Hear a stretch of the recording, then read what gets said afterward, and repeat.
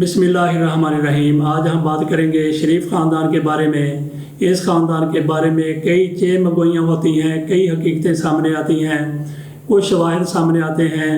आज हम बात करेंगे नज़ीर अहमद फ़ारूक साहब से। वो पिंडी में होते हैं, वो इस ख़ानदान के बारे में क्या जानते हैं, क्या कहते हैं। आइए चलते हैं नज़ीर अहमद फ़ारूक साहब के पास।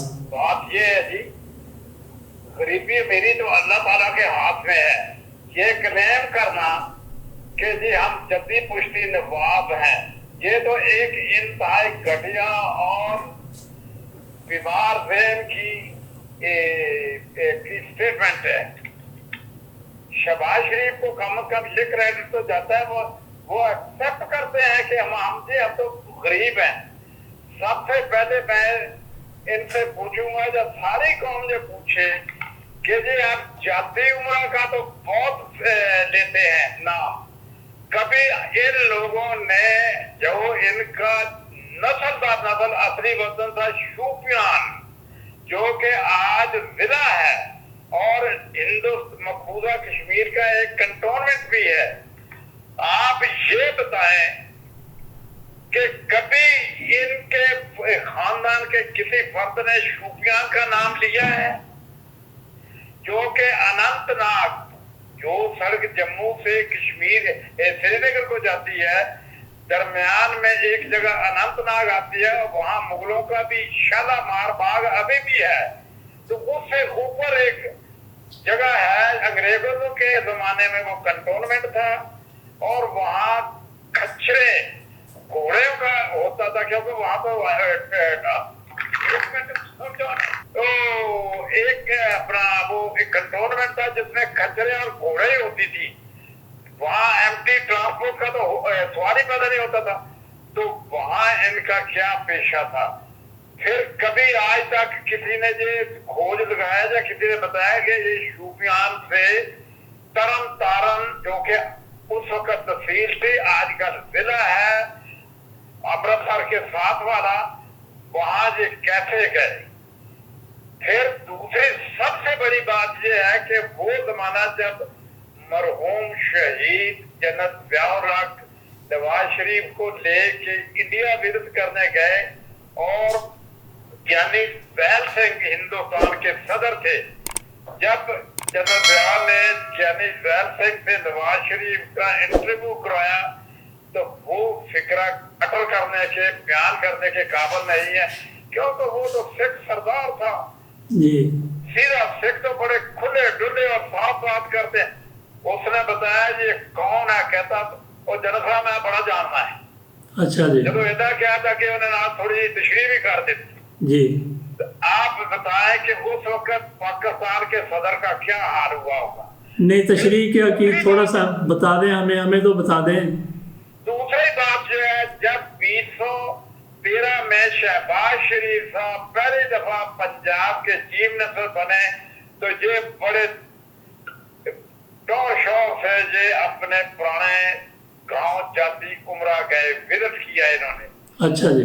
वहां एक पुराने लोग जो थे, इन्होंने वहां जाकर पूछना शुरू किया, क्या थे, कहाँ रहते थे, क्या थे।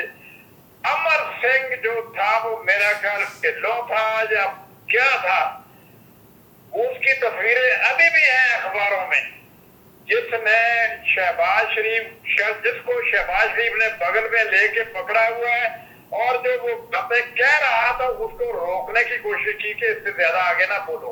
अच्छा। उसने कहा था, वो पंजाबी में सिख था, उसने कहा अपना मुंडिया साडा गुरुद्वारा सामने नजर आता ही ना, ਉਹਦੇ ਨਾਲ ਇਹ ਜਿਹੜਾ ਤੇ ਉਰਲਾ ਹਿੱਸਾ ਕੋਨੇ ਵਾਲਾ ਖੱਬੇ ਵਾਲਾ, ਇੱਥੇ ਤੇਰੇ ਬਾਪ ਦੀ ਭੱਠੀ ਹੁੰਦੀ ਸੀ, ਉੱਥੇ ਭੱਠੀ ਹੁੰਦੀ ਸੀ ਜਿਹਨੇ ਲੁਹਾਰੇ तरखाने दी जी। तो ये तो बुरा काम नहीं है, तो तस्लीम करना चाहिए जो काम था।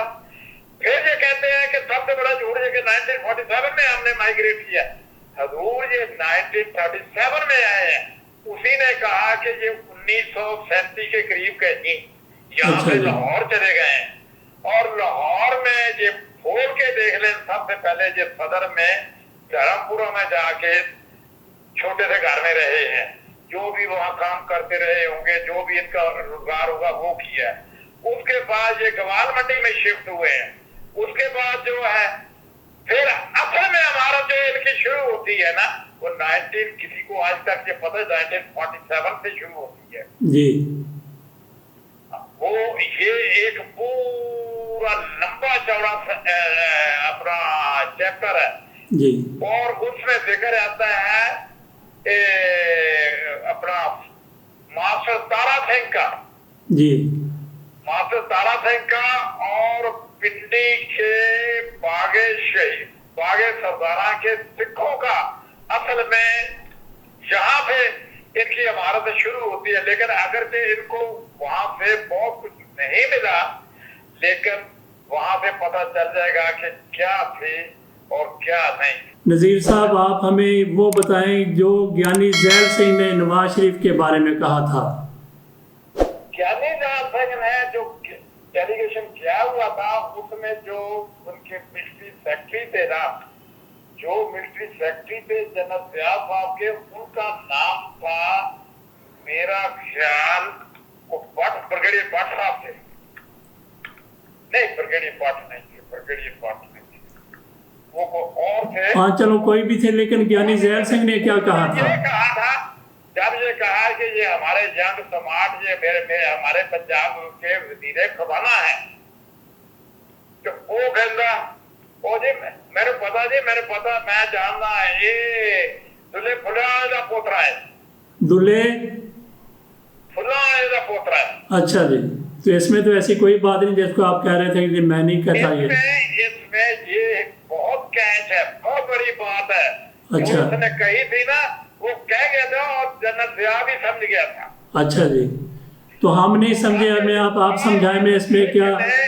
उस ज्ञानी सिख ने इतना कह के शर्मिंदा कर दिया था सबको कि मतलब वहां मतलब जो माहौल था ना वो फौरन बदल गया था। लेकिन उसके बाद सरदार साहब तो सरदार होते हैं ना, उन्होंने बातों बूतों में लगा के इधर उधर करके, तो ये तो फिक्रा हिंदुस्तान की तारीख में लिखा हुआ है और ये पाकिस्तान की तारीख में भी है। लेकिन अपने बारे में जो किसी का नेगेटिव रिमार्क हो या नेगेटिव फिक्रा हो, उसको कोई हों तो नहीं करता ना, उसको वो हाईलाइट करता नहीं है। उसमें। अच्छा, आप हमें ये बताएं कि इसमें कबाहत क्या है? दुल्ला फुल्ला वाले का पुत्र है, तो फिर इसमें क्या है? ये जलंधर के एक बाजार में वो मासूम फूल, गुलाब के फूल बेचा करते थे शाम को। अच्छा जी, तो गुलाब के फूल वो वैलेंटाइन डे तो नहीं होगा उन दिनों में, लेकिन वो फूल वैलेंटाइन डे तो नहीं होगा, गुलाब के फूल इसी मौके पर बेचे जाते हैं, तो गुलाब के फूल वो बेचते थे, तो इसमें क्या कबाहत है? भाई कबाहत उसमें नहीं है, लेकिन चूंकि एक खास जगह पे खास किस्म के लोगों का उन गुलाब के फूलों को खरीदना और खरीद से एक मखसूस जगह पे ले जाना, ये एक तंजिया बात थी जो तंज में सरदार साहब या ज्ञानी साहब कह गए थे। जी ठीक है, समझने वाले उस बात को समझ गए थे। जी ठीक हो गया। फूल तो आम जगह के देखो ना, आम जगह पे बिकते हैं, हर जगह बिकते हैं, टोकरों के हिसाब से बिकते हैं। पाकिस्तान में देखिए, लाहौर में शहीद चौक देख लें, साउथ चौक में मतलब टनों के हिसाब से, मनों के हिसाब से फूल होते हैं। वो समझने वाले समझ गए हैं, लेकिन चूंकि इसमें पाकिस्तान की, उसने पाकिस्तान के ऊपर एक ऐसी तंज की थी कि ये कमोडिटी, इस बैकग्राउंड के आदमी भी पाकिस्तान को रूल कर रहे हैं। बहुत बहुत शुक्रिया जी, बहुत बहुत शुक्रिया। Thank you. नज़ीर अहमद फ़ारूक साहब ने एक हमारे सामने पूरा मंजरनामा रख दिया है कि शरीफ ख़ानदान की तरक्की का क्या राज है और ये किस तरीके से इस ख़ानदान ने अपने कारोबार का आगाज़ किया और उस कारोबार को किस तरीके से वो बामे अरूज पर ले गए। ये सारा कुछ हमारे सामने आ चुका है। आपके कमेंट्स का नाज़रीन हमें इंतज़ार रहेगा। इसके साथ ही इजाज़त दीजिए। अल्लाह हाफिज़।